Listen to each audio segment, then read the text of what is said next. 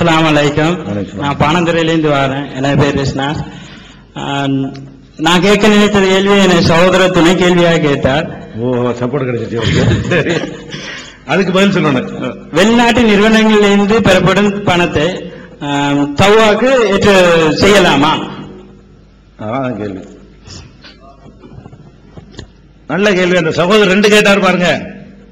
அதுல ஒரு கேள்வியை தான் இவர் வழிமொழிச்சிட்டு போறார். ஷார்ட்டா கேட்டார், ஒருவா கேட்டார்.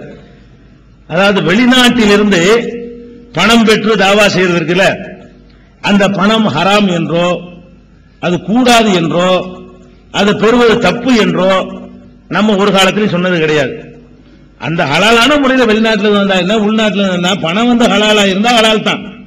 அது ஒரு ஹராமான பாவமான பணம் என்ற ஒரு அடிப்படையில் நம்ம எந்த காலத்திலையும் ஒரு கருத்தும் சொன்னது கிடையாது. அதே நேரத்தில் தாவா பணியில் இருக்கக்கூடியவர்கள் கணக்கு வழக்கு கேட்காமல் தாறுமாறாக பணம் குவிகிற போதெல்லாம் அவர்கள் தாவாவை இரண்டாவதாக ஆக்கிவிட்டு அந்த பணம் சம்பந்தமான காரியங்களை முதலாவதாக எடுக்கிறார்கள். பிறகு அதுவே அவர்களுடைய இலக்காக போய்விடுகிறது. இதை நாங்க அனுபவத்தில் பார்க்கிறோம். வேற ஒண்ணும் கிடையாது. தாவான்னு நம்ம எடுப்போம், அவன் ஆசை காட்டுவான். என்ன காட்டுவான்? உங்க ஊர்ல பள்ளிவாசல் கட்டி கொடுங்க, நாங்க 20 லட்சம் ரூபாய் தர்றோமா. நம்ம என்ன பண்ணுவோம்? 20 லட்சமா? 20 லட்சம் நம்ம அது மாறி அசைக்கும். அந்த 20 லட்சத்துல ஒரு பள்ளிவாசலுக்கு ஒரு இடத்த நம்மளே போய் பார்க்கிறது. அங்க தௌஹீத்வாதி இருந்தாலும் சரி, இல்லாட்டாலும் சரி, அங்க பள்ளிவாசல் தேவைப்பட்டாலும் சரி, தேவைப்படாட்டாலும் சரி, அங்க ஒரு பள்ளிவாசல கட்டினோம்னா நம்ம அதுக்கு உழைப்பு செய்யறோம்ல, அதுக்கு ஒரு பங்கு அவன் தருவான். நாம பள்ளிவாசலை கட்டி கொடுப்பதற்காக நான் என்னுடைய நேரத்தை ஒதுக்குறதுக்காக வேண்டி எனக்கு ஒரு ஃபாயிதா அதுல இருக்கிறது. அதனால நான் என்ன எப்படி ஆயிடுறேன், இந்த பள்ளிவாச கட்டி கொடுக்கிறதுக்காக வேண்டி நான் அலைய ஆரம்பிச்சிடுறேன். எதுக்கு நான் அலைவது இல்ல, ஊர் ஊரா போய் ஒரு தௌஹீத்வாதி இல்லாத ஊர்ல போய் சொல்லிட்டு அடி வாங்க நான் தயாராக இருப்பது இல்லை, உதவாங்க நான் தயாராக இருப்பதில்லை. 50-60 வருஷமாக இந்த நாட்டிலும் நீங்கள் பார்க்கிறீர்கள், எங்க நாட்டிலையும் பார்க்கிறோம். உங்களுக்கெல்லாம் முந்தைய அஹ்ல ஹதீஸ் என்று சொல்லி ஒரு ஜமாத் வந்தது. இந்த இலங்கையில் தௌஹீத் வருவதற்கு முன்னால், தமிழகத்தில் தௌஹீத் வருவதற்கு முன்னால், கேரளாவில் தௌஹீத் வருவதற்கு முன்னால் இந்தியாவில் அஹ்ல ஹதீஸ் என்ற ஒரு ஜமாத் 450 ஆண்டுகளுக்கு முன்னால் அப்படி ஒரு ஜமாத் இந்தியாவில் உருவாகிறது. இந்த அஹ்ல ஹதீஸுடைய கொள்கை என்ன? இன்றைக்கு நாம் எதை பிரச்சாரம் செய்கிறோமோ அதுதான் அஹ்ல ஹதீஸ் கொள்கை. இன்னைக்கு நம்ம பண்றோம்ல, குர்ஆன் சுன்னாதான் அடிப்படை, குர்ஆன் சுன்னாவுக்கு அப்பாற்பட்ட எதுவும் கிடையாதுன்னு சொல்றோமே, இந்த கொள்கையை அஹ்ல ஹதீஸ் உலமாக்கள், அஹ்ல ஹதீஸ் அறிஞர்கள் இந்தியாவில் முன்னெடுத்து வைத்தார்கள். அடி, ரத்த காயம், வெட்டு, குத்து, பிரிட்டிஷாருடைய காலத்தில் ஏராளமான வழக்குகள் அஹ்ல ஹதீஸுக்கும் சுன்னத் ஜமாத்துக்கும் நூற்றுக்கணக்கான கேசுகள் ஹைகோர்ட்டுகள்லையும் சுப்ரீம் கோர்ட்லையும் நின்றது. அதுல தீர்ப்புகள் எல்லாம் வாங்கியிருக்கிறார்கள். இப்படி தியாகம் பண்ணி பெரிய ஜமாத்தை உண்டாக்கி கிட்டத்தட்ட இந்தியாவில் 3000க்கு மேற்பட்ட அஹ்ல ஹதீஸ் பள்ளிவாசல்கள் இருக்கின்றன. தமிழகத்தில் கூட சுமார் 50 பள்ளிவாசல்கள் அஹ்ல ஹதீஸ் ஜமாத்திற்கு சொந்தமான பள்ளிவாசல்கள் இருக்கின்றன. இப்படி வளர்ந்தார்கள். ஒரே எப்ப பார்த்தாலும் பிரச்சாரம், தாவா. எதுவரைக்கும் நடந்துச்சு தெரியுமா? 400 வருஷ காலம் தாவா பண்ணார்கள். 1 வருஷம் 2 வருஷம் இல்ல. அந்த தொடர்ச்சி எப்படி வந்தது என்றால் 400 வருஷ காலம் தாவா பண்ணி கொண்டிருந்தார்கள். அந்த நேரத்தில் அரபு நாட்டு கதவு திறக்கிறது. பாலைவனமாக இருந்த பகுதிக்கு அல்லாஹ் செல்வத்தை சோலைவனமாக்குகிறான், பணத்தை கருப்பு தங்கத்தை அள்ளி போடுகிறான். அப்ப அங்கிருந்து சில பேர் ஓதி படித்து வருகிறார்கள், மதனிகளாக ஆகிறார்கள். அவர்களுக்கு அரபுகளோடு தொடர்பு ஏற்படுகிறது, அரபு சங்கங்களோடு, இயக்கங்களோடு, அந்த அமைப்புகளோடு தொடர்பு ஏற்படுகிறது, அரசாங்கத்தோடு நெருக்கம் ஏற்படுகிறது. உடனே என்ன செய்தார்கள்? எங்க பள்ளியெல்லாம் ஓட்டு பள்ளியாக இருக்கிறது, குடிசை பள்ளியாக இருக்கிறது, அதையெல்லாம் நாங்கள் பெருசாக போறோம் என்று சொல்லி ஃபைல் தயாரிக்க ஆரம்பித்தார்கள், தொடர்பு கொண்டார்கள். தாறுமாறாக பணம் கொட்டியது, கணக்கு வழக்கு இல்லாமல் கொட்டியது. ரசூல் ஸல்லல்லாஹு அலைஹி வஸல்லம் கியாமத் நாள் அடையாளம் சொன்னாங்களே, அந்த மாதிரியான பள்ளிவாசல்கள் எழும்பின. மினாராவுக்கு லட்சக்கணக்கான ரூபாய்கள். ஒரு மினாராவுக்கு ஒரு புதிதாக இஸ்லாத்தை தழுவிய ஊர்ல 4 பள்ளிவாசல் கட்டலாம். அவ்வளவு பெரிய தொகையை இந்த அரபிகள் கவனிக்காமல் கொடுக்கிறார்கள் என்பதற்காக வேண்டி மினாரா கட்டுவதற்காக செலவழித்தார்கள். கோடிக்கணக்கான ரூபாய்களில் ஆடம்பரமான பள்ளிவாசல்களை எழுப்ப வேண்டும் என்ற எண்ணத்திற்கு தள்ளப்போய வசூல் பண்ணி பிச்சை எடுத்து 5-10 திரட்டினா அதனுடைய அருமை தெரியும். அந்த காசை எப்படி வாங்கணும், என்ன மாதிரி சிரமப்பட்ட அதுக்காக வேண்டி எவ்வளவு அவச்சொல்களை தாங்கணும், எவ்வளவு பழியை கேட்டுக்கொண்டு இந்த பணத்தை திரட்டணும் என்பதெல்லாம் யாருக்கு தெரியும்? அது உங்கள்கிட்ட பிச்சை எடுத்து இருந்தால் அது தெரியும். அப்படி இல்லாம சும்மா ஃபைல காட்ட வேண்டியதான். இந்த மாதிரி இருக்கு, ஒரு மேப்பை போட்டு அனுப்பணும்னு 25 லட்சம் சாங்ஷன் இந்திய ரூபாய்க்கு, உங்களுக்கு 50 லட்சம் ஆச்சு, 1 கோடி ரூபாய் சாங்ஷன் பண்ணிடுவான். 1 கோடி ரூபாய் வந்தா என்ன ஆகும்? 10% 5% தருவான். எனக்கு 10 லட்சம் கிடைச்சு போயிருமா? நான் என்ன பண்றது? எங்கடா இடம் இருக்குது? எத்தனையோ சகோதரர்கள் நாங்கள் அனுபவிக்கிறோம். இப்படி கட்டப்பட்ட பள்ளிவாசல்கள் தௌஹீத் ஜமாத்தை எதிர்த்து பிரச்சாரம் செய்வதற்கு இன்றைக்கு இந்தியாவில் தமிழகத்தில் பயன்படுத்தப்பட்டுக் கொண்டிருக்கிறது. தௌஹீதை சொல்லுகிறோம் என்று கட்டின ஒரு பள்ளிவாசல், அங்க தௌஹீதை காப்பாற்றுறதுக்கு ஆள் இல்ல, அங்க போய் தௌஹீத் பிளேஸ கட்டுறாங்க. அது தௌஹீதை சொல்ல மனுஷன் கிடையாதுங்க. உனக்கு பள்ளிவாசல் கட்டி கொடுக்கிறது எவனோ வந்தான்னு சொன்ன, நம்மளை எதிர்க்கக்கூடியவர்களுக்கு களம் அமைத்து கொடுப்பதற்கு ஒரு பள்ளிவாசலா? கோயமுத்தூருக்கு நீங்கள் சென்றால், தமிழகத்திற்கு வந்திருந்தால் கோயமுத்தூருக்கு உங்களுக்கு தெரியும். கோயமுத்தூர்ல 5 முக்குன்னு சொல்லுவாங்க, 5 கார்னர்ஸ், 5 முக்கு உள்ள 5 முக்கு ஏரியான்னு ஒரு ஏரியா இருக்கிறது. அங்க ஒரு பள்ளிவாசல் இருக்கும். மஸ்ஜித் அகல ஹதீஸ் பெருசா போர்டு இருக்கும், நீங்க பார்க்கலாம். 5 கார்னர்ல மஸ்ஜித் அகல ஹதீஸ் இருக்கும்.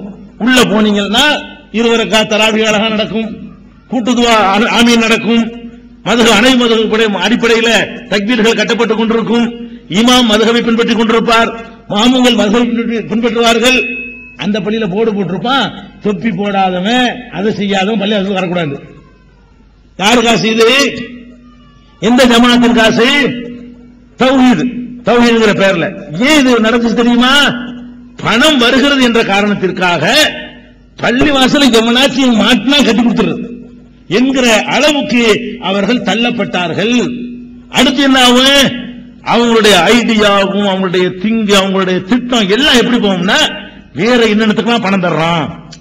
அதாவது பள்ளிவாசலுக்கு தர்றான், அதை முடிச்ச உடனே வேற என்னத்துக்கெல்லாம் பணம் தருவான். நான் கேட்கிறேன், இந்த 450 வருஷ காலத்துல இந்தியாவிலேயோ உங்க 50 வருஷம் எங்க தமிழகத்தை விட நீங்க எல்லாம் அதுல சீனியர்கள் தௌஹீதுல, நாங்கெல்லாம் ஒரு 20 வருஷமாக இந்த தௌஹீதை நாங்கள் மதீனாவுக்கு போகாம நாங்களா வழங்கி கொண்டிருக்கிறோம். எங்களுக்கு யாரும் கற்றுத்தரவில்லை. நாங்களாக எல்லா பிதத்துகளையும் செய்தவர்கள், எல்லா அநியாயத்தையும் நாங்களும் செய்தோம், செஞ்சுட்டு நாங்கள் வழங்கி வந்திருக்கிறோம். எங்களுக்கெல்லாம் முந்தியவர்கள் நீங்கள். 50 வருஷத்துக்கு முன்னாடியே இங்க தௌஹீத் நிலைநாட்டி இருக்கிறீர்கள். என்ன செஞ்சிருக்கணும்? அதனுடைய தொடர்ச்சி உங்களால் கொண்டு போக முடிஞ்சான்னா கொண்டு. ஏன் பானந்துறைக்கு எப்படி தௌஹீதை கொண்டு போறது? வேற என்னருக்கு? கல்முனைக்கு எப்படி கொண்டு போறது? மருதமணிக்கு எப்படி கொண்டு போறது? அங்க உள்ள மக்கள்கிட்ட எப்படி ஃபேஸ் பண்றது? எப்படி பிரச்சாரம் பண்ணுவது? இல்லாத ஒரு எம்பட ஊருக்கு அங்கெல்லாம் எப்படி போறது? அதுல நம்முடைய கவனம் வராது, அதுல நம்முடைய சிந்தனை வராது. கிணறு வெட்டுறதுக்கு பணம் தர்றானா கிணறுக்கு ப்ரோக்ராம், குளம் வெட்டுறதுக்கு பணம் தர்றானா அதுக்கு ஒரு ப்ரோக்ராம். நம்ம லைஃப், நம்ம காலம் எல்லாமே எதுக்கு யூஸ் ஆகுது? இந்த பணம் வர்றதை வச்சு என்னென்னலாம் பணம் வாங்கலாம், என்னென்னலாம் செய்யலாம் என்பதில் போய் கொண்டிருக்கிறது. நான் தப்புன்னு சொல்லவில்லை, அதை நல்லா செய்யுங்க. என்ன அத இங்க கேட்கிறாரு, இங்க என்ன செய்யறாரு? இலங்கையிலும் பொல்கஹவலை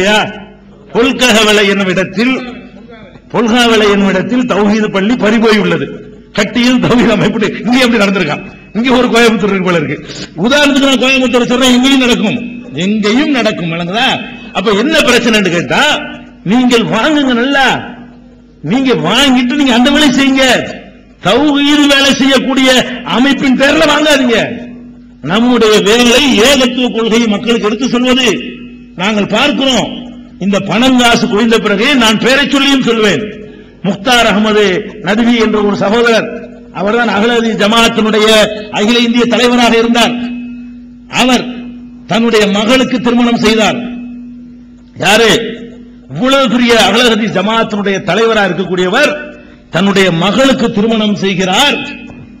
எப்படி திருமணம்? பில் கேட்ஸ் தோத்துட்டான், அப்படி திருமணம்.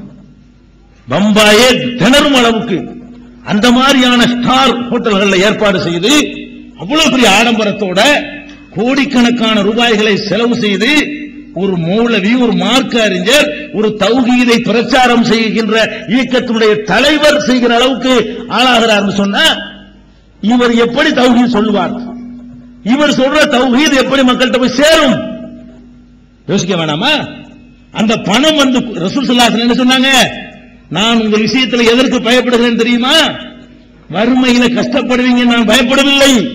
இந்த ஜஹரத்து துன்யாவுடைய கவர்ச்சி உங்களுக்கு வாரி வாரி வழங்கப்பட்டு தாறுமாறாக குவிந்து அதனால் நீங்கள் தடம் புரண்டு போய்விடுவீர்களோ என்று நான் பயப்படுகிறேன் சொன்னாங்களே, அதுக்குத்தான் ரொம்ப பயப்படுறேன்னாங்களே. அது தௌஹீத் ஜமாத் இந்த அரபு நாடு திறந்தது தௌஹீதுடைய பிரச்சாரத்திற்கு அவ்வளவு பெரிய முட்டுக்கட்டை. அகல ஹதீஸ் இன்னைக்கு என்ன தெரியுமா? அகல ஹதீஸுடைய இமாம் தாயத்து போட்டுக் கொண்டிருக்கிறார். அகல ஹதீஸ் பள்ளிவாசலுங்க, அதில் உள்ள இமாம் தாயத்து போடுகிறார், தட்டு எழுதி கொடுக்கிறார், பேய் விரட்டுகிறார். ஏன் செய்கிறாரு? அடிப்படையிலிருந்து விலகுவார்கள். அடிப்படை பணம் ஒன்று நிறைய கணக்கு வழக்கு இல்லாம குவிந்த உடனே தாவா செய்வதனுடைய அந்த ஸ்பிரிட் எல்லாமே அடிபட்டு போயிடும்.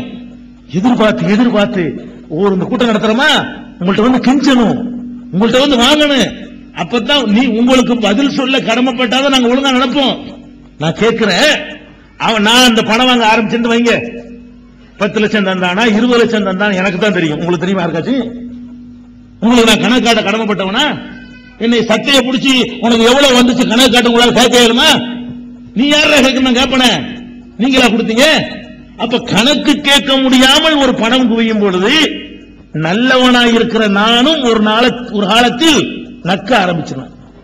தேனை எடுத்தவன் புறங்கையை நக்காம இருப்பான்னு ஒரு பழமொழி சொல்லுவாங்க எங்க நாட்டுல.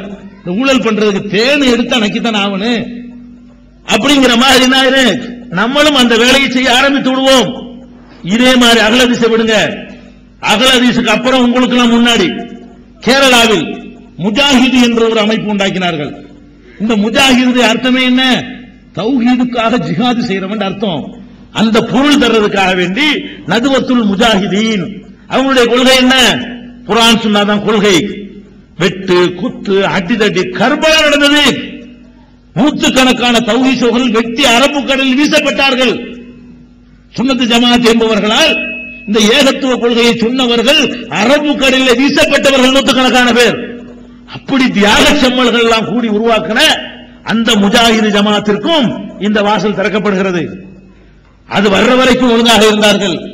திறந்தா யூனிவர்சிட்டி என்ன, காலேஜுகள் என்ன, மர்கசுகள் என்ன, நூலகங்கள் என்ன, பள்ளிவாசல்கள் என்னன்னு சொல்லி பல்லாயிரம் கோடி, சும்மா இல்ல அகல ஹதீஸை எல்லாம் தூக்கி சாப்பிடுகிற அளவுக்கு பல்லாயிரம் கோடிக்கு பணம் வந்து குவிந்தது. இப்ப என்ன நிலைமை? தாவா இருக்குதா? நேத்து வாங்கின அடி வாங்குறதுக்கு தயாரா இருந்தாங்களே அது இருக்குதா? ஏசி இல்லாமல் அவர்கள் வாழ முடியுமா? ஏசி கார் இல்லாமல் பயணம் செஞ்சு போக முடியுமா? நாங்க டூ வீலர்ல போய் பிரச்சாரம் பண்ணிட்டு வருவோமே, இன்னைக்கு நாங்க தயாரா இருக்கிறோமே. இன்னைக்கு இங்க வந்து கார் ஒருத்தர் வச்சிருக்காரு, கூட்டிட்டு போறாரு. நாங்கள் அங்கே பிரச்சாரம் செய்வதெல்லாம் ஒரு சொந்த வாகனம் எங்கள் ஜமாத்து கிடையாது. அவ்வளவு பெரிய ஜமாத்து, பெரிய மக்கள் அமைப்பு வைத்திருக்கிறோம். ஒரு சொந்த கார் கிடையாது. பேருந்துகளை பஸ்ல நாங்க போவோம், நூற்றுக்கணக்கான பாசஞ்சரோட ஏறி பிரச்சாரம் பண்ணுவோம், கிராமத்தில் இறங்குவோம், எங்கன்னு விசாரிப்போம், போய் பிரச்சாரம் பண்ணுவோம்.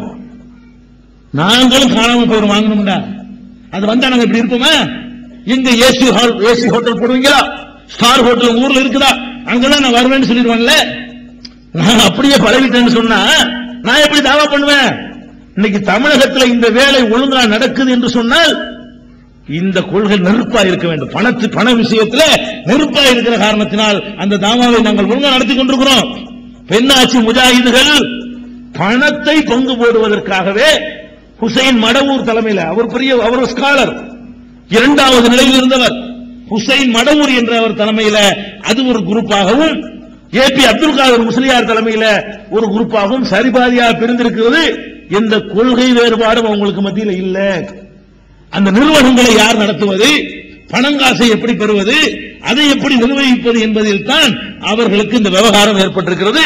இப்ப தாவா கிடையாது. என்ன கிடையாது? அவங்களுக்குன்னு உள்ள பள்ளி வாசல்ல தொழுகை நடத்துவாங்க, அவங்களுக்குன்னு பள்ளி வாசல்ல ஜும்மா நடத்துவாங்க. அப்படியே ஜாம் ஆகி போயிட்டாங்க. வேற ஒரு வேலையும் நடக்கவில்லை. கேரளாவில் இனி ஒருத்தன் இவங்க சொல்லை கேட்டு தௌஹீதுக்கு வர்றதுக்கு இல்லை. ஏன்? புதுசா யாருக்கும் சொல்ல மாட்டார்கள். ஏற்கனவே ஏத்துக்கிட்டு பாரம்பரியமா அப்பம் பாட்டு இருப்பாங்கல்ல, அவங்க எல்லாம் தொழுகை வருவாங்க, ஜும்மா பயான் பண்ணுவாங்க, கேட்டு போயிட்டு இருப்பாங்களே தவிர புதிய சகோதரர்களுக்கு போய் சொல்றோமே அந்த வீரியம் இருக்குமா? கண்ணால பாக்குறோம் முஜாஹிதுகளை. அதே மாதிரி நாங்கள் உருவாக்கின அமைப்பு ஜாக் என்ற அமைப்பு, ஜமியத் அஹ்லுல் குர்ஆன் வல் ஹதீஸ் என்ற அமைப்பு, அதை உருவாக்கி தலைவராக போட்டார்கள். எனக்கு தலைவர் பொறுப்புலாம் வேணான்னு ஒரு சகோதரத்தை கொடுத்தோம். அவர் மதீனாவுல படிச்சவராக இருந்து விட்டார். அந்த அமைப்பை என்ன பண்ணாங்க? வெளிநாட்டிலேயே அகல ஹதீஸ் நம்மையா வாங்கக்கூடாது, பணம் முஜாஹிது மாதிரி நம்ம மட்டமா, முஜாஹிது மாதிரி நம்ம எதுக்கு வாங்கக்கூடாது, இலங்கையில் உள்ள அன்சார் சுன்னா மாதிரி நம்ம எதுக்கு போகக்கூடாது அப்படின்றெல்லாம் ஆர்குமெண்ட் வைத்து வாங்க ஆரம்பிச்சாங்க. என்ன கதி வாங்க ஆரம்பிச்சா என்ன, இன்னைக்கு பள்ளிவாச கட்டுறதுக்கு இறந்து அலைகிறாங்க. ஒரே அலைச்சல். என்ன அலைச்சல்? 3 பேர் பையத்து வைக்கிறது. உங்க ஊர்ல பள்ளிவாசம் வேணுமா, உங்க ஊருக்கு பள்ளிவாசம் வேணுமா, உங்க ஊருக்கு பள்ளிவாசம் வேணுமா, ஏன் ஃபாயிதா பள்ளிவாசம் கட்டுறது, பள்ளிவாசம் ஊர்ல இருக்குது, பள்ளிவாசம் கட்டி கொடுத்தா ஃபாயிதா கிடைக்குது, அங்க ஃபாயிதா இல்ல, அந்த ஃபாயிதா இல்ல, இந்த ஃபாயிதா சொல்றேன். அப்ப இந்த மாதிரி இருக்கிறனால பள்ளிவாசம் கட்டணுமா? இந்த பாமணின்னு ஒரு ஊர் பள்ளிவாசம் கட்டினாங்க. சுன்ன ஜமாத் பள்ளிவாசல இருக்குது. யாரு கட்டினது? தௌஹீத் ஜமாத்தை கட்டி கொடுத்தாங்க. அது என்ன இருக்கு, சுன்ன ஜமாத் பள்ளிவாசல் இருக்கிறது. அதே மாதிரி திருவிதாங்கூர் பள்ளிவாசல் நம்ம கமாலுதி மதனி சாஹிப் அவர்களுடைய ரெக்கமெண்ட்ல பணம் வாங்கி கட்டப்பட்ட பள்ளிவாசல். அதுல குத்துபியத்து நடக்கிறது. குத்துபியத்து தெரியுமா? இருக்கு லைட் அணைச்சுக்கிட்டு யா முஹியுத்தீன் அப்துல் காதர் ஜிலானி 1000 தடவை விக்ர் செய்யறது. தௌஹீத் பள்ளிங்க, தௌஹீதுடைய தலைவர் இருக்கார, அவர் ரெக்கமெண்ட்ல வாங்கி கொடுத்த அந்த பள்ளியுடைய அந்த பள்ளி இப்ப எதுக்கு பயன்படுது?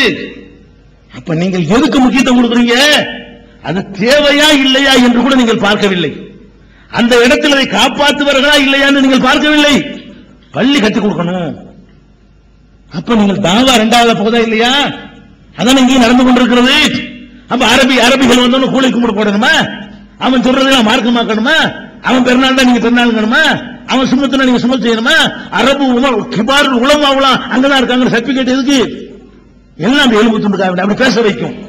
சுயமா நம்மளை சிந்திக்க விடாது. அவன் பணம் கொடுக்கிற நிப்பாட்டா என்ன செய்யறதுங்கிறதுக்காக வேண்டிய அவன் ஒரு பத்துவா கொடுத்தா நம்ம 2 பத்துவா ஆதரிச்சு கொடுக்கணும். இல்லன்னு வைங்க நிப்பாட்டி போடுவான்ல. அப்ப சுயமாக நீங்கள் சிந்திப்பீர்களா? முதல்ல அவன் எல்லாம் கண்காணித்துக் கொண்டிருக்கிறான். அவனுக்கு தூதரகம் இருக்கிறது.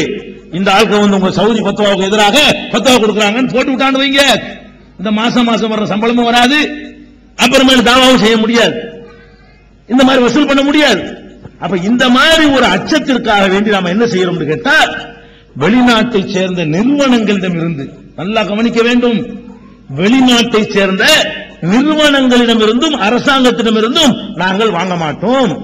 எங்கள் கொள்கையை ஏற்றிருக்கக்கூடிய சகோதரர்கள் வெளிநாட்டில் இருந்து எங்களுக்கு தந்தால் தாவாவுக்கு வாங்கிக் கொள்வோம்.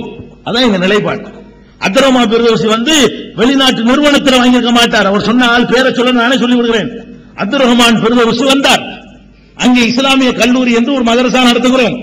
அதில் உலமாக்களை உருவாக்குகிறோம். உலமாக்கள் என்று சொன்னால் முன்மாதிரி உலமாக்கள், தாவாவை எப்படி செய்ய வேண்டும் என்பதற்கு பயிற்றுவிக்கப்பட்ட உலமாக்கள், விவாதம் செய்வதற்கும் எழுதுவதற்கும் பேசுவதற்கும் கம்ப்யூட்டர்ல போய் எல்லாத்தையும் ஆபரேட் பண்ணுவதற்கும் தகுதி படைத்த உலமாக்களை உருவாக்குவதற்காக இஸ்லாமிய கல்லூரி என்று ஒரு கல்லூரியை நாங்கள் கடைநல்லூரி நடத்துகிறோம். எழுதி சவுதிக்கு தொடர்பு கொண்டு நாங்கள் வாங்குவதாக இருந்தால் அதை ஒரு யூனிவர்சிட்டியாக கட்டுகிற அளவுக்கு எங்களுக்கு பணம் வாங்க முடியும். வாங்க மாட்டோம். மக்கள்கிட்ட பிச்சை எடுப்போம். மக்கள்கிட்ட பிச்சை எடுத்து வாழ இடம் கிடக்கிறது கட்டப்படாமல் வாடகைக்கு இடம் எடுத்து அதை நடத்தி கொண்டிருக்கிறோம். அதற்காக வேண்டி உங்கள்கிட்ட கேட்டிருப்பார்கள், நபர்கள்ட்ட கேட்டிருப்பார்கள். அரசாங்கத்திட்ட கேட்க மாட்டோம். 17 லட்சம் நீங்க தந்தா வாங்கிட்டு போவார்கள், 50 லட்சம் இருந்தாலும் வாங்கிட்டு போவார்கள். அதே நேரத்தில் தாவாவுக்கு என்று நாங்கள் அதை கேட்க மாட்டோம். இப்ப எங்களோட ஒரு வர்றேன் மார்சாவுக்கு வர்றேன்னு சொன்னாங்க. எங்களுடைய பிரச்சாரத்தின் போது ஜமாத்திற்கு கூட நாங்கள் உங்கள்கிட்ட கேட்க மாட்டோம். அதான் எங்க கொள்கை.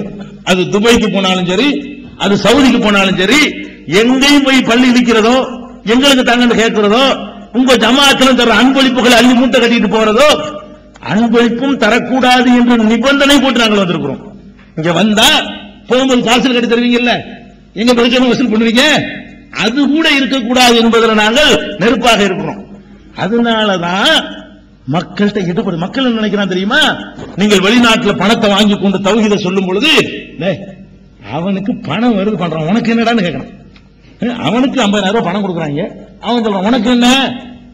எங்களை சொல்ல ஏகமா அப்படி நாங்க சொல்லுவோம். மக்கள்கிட்ட ஏறுவீங்க பார்க்கிறான், அடே இவருக்கு எதுவும் இந்த லாபமும் இல்லை, இவர்கள் எந்த ஒரு பணத்துக்காகவும் சொல்லவில்லை, அல்லாஹ்வுக்காக சொல்றாங்க, நம்மள்ட்ட எதுவும் எதிர்பார்க்க மாட்டேங்கிறாங்க, நம்மளோட மக்களோட மக்களாக இருக்கிறார்கள்.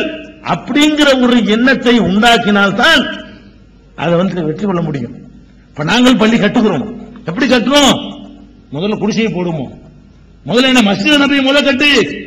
நீ வளர்ந்து ஓன் ஊர்லயே 200 பேர் வந்து அது 10 இன்னும் கொஞ்சம் வசதி வேணும்னு தெரியுதா? அப்ப ஓன் காசை போட்டு ஓட்டு மஸ்ஜித கட்டு. அதுக்கப்புறம் அல்லாஹ் பரக்கத்து செஞ்சு நீனே வசதி ஆயிட்டியா, அதை வந்து தளம் போட்டு கட்டு. அப்படி நாங்கள் எங்கள் மக்களுக்கு கிளாஸ் எடுத்துக் கொண்டிருக்கிறோம். அதனால வெளிநாட்டு பணம் ஹராம் என்றெல்லாம் நாங்கள் சொல்லல. நாங்கள் காணாமல் போய்விடக் கூடாது, எங்களுடைய இந்த இஹ்லாஸ் இதையே நீடிக்க வேண்டும். பணம் நம்ம வந்து அதை வந்து சுடும்னா நம்ம தவிர்த்துக் கொள்ளணும் இல்லையா? அது வந்து குவிய ஆரம்பிக்குமையானால் எங்க ஆபீஸ் இப்ப இருக்கிற ஆபீஸ் மாதிரி இருக்காது. வந்து பார்த்தா உங்களுக்கு தெரியும், அந்த தண்ணியில வாயை குளிக்கிறதுக்கே நீங்க காசு கேட்பீங்க. அது மாதிரியான ஒரு அலுவலகத்தில் நாங்கள் சபூர் செய்து கொண்டிருக்கிறோம். ஏன் அல்லாஹ் அப்படி வச்சிருக்கான்? எப்பவும் அல்லாஹ்வை எதிர்பார்த்து, அல்லாஹ்வுடைய உதவி எதிர்பார்த்து, இந்த மாசம் வாடகை கொடுக்க முடியுமா, அடுத்த மாசம் கரண்ட் பில் கட்ட முடியுமா, ஸ்டாஃப் சம்பளம் கட்ட முடியுமா, இன்னும் ஷார்டேஜ் இருக்குது. அப்ப தவக்கல் அதிகரிக்கும், அல்லாஹ்வுடைய ஈடுபாடு அதிகரிக்கும், இஹ்லாஸ் அதிகரிக்கும், நமக்கு ஒரு இன்வால்வ்மெண்ட் இதுல கிடைக்கும். இந்த மாதிரி செய்யறமே தவிர நாங்கள் வந்து அவங்கள பாவிகளாக நாங்கள் ஆக்கவில்லை.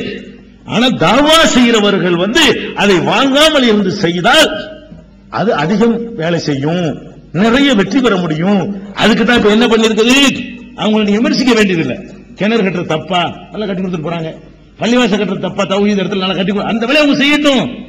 தாவாவை நீங்க செய்யுங்க, பிரச்சாரத்தை நீங்க செய்யுங்க, தியாகம் பண்ணி செய்யுங்க, அட்டி வாங்கி செய்யுங்க, நடந்து போய் செய்யுங்க, கஷ்டப்பட்டு செய்யுங்க, இல்லாத ஊர்களுக்கு வழியை போய் சொல்லி செய்யுங்க. அப்படிங்கிற ஒரு நிலைக்காகத்தான் ஸ்ரீலங்கா தௌஹீத் ஜமாத்தா, ஸ்ரீலங்கா தௌஹீத் ஜமாத்னு சொல்லி துண்டு துண்டா இருந்த எல்லாத்தையும் கலைச்சு விட்டு ஒரே யூனிட்டா உண்டாயிட்டாங்க. ஸ்ரீலங்கா தௌஹீத் ஜமாத் என்ற பெயர்ல, இந்த ஜமாத்தின் பெயர்ல இனிமே முழு இலங்கை முழுவதும் ஸ்ரீலங்கா ஜமாத்துடைய தலைவராக வாங்க நடந்த மக்களுக்கு தெரியணும்ல, முக்கியமான செயல் வீரர்கள் கூட தேர்ந்தெடுத்திருக்கிறாங்க. வாங்க 3 பொறுப்பாளர்கள் இருக்கிறாங்க. மொத்த இலங்கை இன்ஷா அல்லாஹ். எதுக்கு சொல்றேன், விட்டக்கூடாது, வேலை வாங்கணும். நீங்க இந்த ஆளுகள் செய்யக்கூடாது, விடக்கூடாது இல்லையா? சட்டை பிடிச்சு கேட்கணும். வாங்க தலைவர் வஸ்மி, வஸ்னியா, வஸ்னி, சரி, அவர் தலைவர். வேறே அப்படித்தான், வஸ்னி, பஸ்னி, கஸ்மி, நாட்டில் அப்படித்தான் வைக்கிறீங்க. சரி, அப்துல் ராசிக், அப்துல் ராசிக் அவர்கள் செக்ரட்டரி, இவர் தலைவர், அவர் செயலாளர். இவங்க பேரு அஸ்வான், அவர் வந்து பொருளாளர், ட்ரெஷரர். 9 பொறுப்பு போடணும், 3 பொறுப்பு போட்டிருக்காங்க. ஒவ்வொரு கிராமத்துக்கும் வருவார்கள், அடி வாங்க வருவார்கள், சொல்வதற்கு வருவார்கள். ஒரு ஆள் இருந்தா கூட கூப்பிடுங்க, வந்து தௌஹீத சொல்லுவாங்க, அதுக்கு ஏற்பாடு செய்வாங்க. அந்த மாதிரி செயல் திட்டங்களை வகுத்து கொடுத்திருக்கிறோம். இன்ஷா அல்லாஹ் அவங்களும் சுயமாக சிந்தித்து அந்த பிரச்சாரத்தை மேற்கொள்வார்கள். தௌஹீதுல வந்து மக்களை சார்ந்து பணம் அதிகமாக குவியாம உங்களை எதிர்பார்த்து நடக்கக்கூடியதாக இருந்தால் வேலை அதிகமா நடக்கும், சுத்தமா நடக்கும். நீங்க கேள்வி கேட்பீங்கன்னு பயந்துகிட்டாவது நாங்க ஒழுங்கா இருப்போம். எவனும் கேட்க இயலாதுன்னு சொன்னா நாங்களும் கிட்ட நாசமா போயிடும். அதுக்கு தான் நாங்க பயப்படுறோம், வேற ஒண்ணும் கிடையாது. ஒரு விஷயத்தை மட்டும் தெளிவுபடுத்தணும். இந்த 17 லட்சம் அப்துல் ரஹ்மான் ஃபர்தௌசி மொத்தம் கொண்டு வந்தது 2 லட்சம் ஒவ்வொரு சல்லி, 2 லட்சம் தான். தவறா சொல்லிடக்கூடாது இல்லையா? 17 லட்சம் கொண்டு வந்து ஒரு காட்டல, 2 லட்சம் ரூபாய் தான் கொண்டு வந்தாரு. அடுத்து இங்கே வந்து உங்கள்ட்ட காசு கேட்க மாட்டோம், ஆனா நீங்க காசு அனுப்பினா பெற்றுக்கிறோம். ஆமா, அதனால அதை ஞாபகம் முடிந்தவர்கள் தமிழ்நாடு தௌஹீத் ஜமாத்துக்கு நேரடியாக நீங்க அனுப்பி தந்தீங்கன்னா நாங்க அங்க பெற்றுக்கிறோம். ஆமா, இப்போ வாங்கிட்டு போக மாட்டோம்.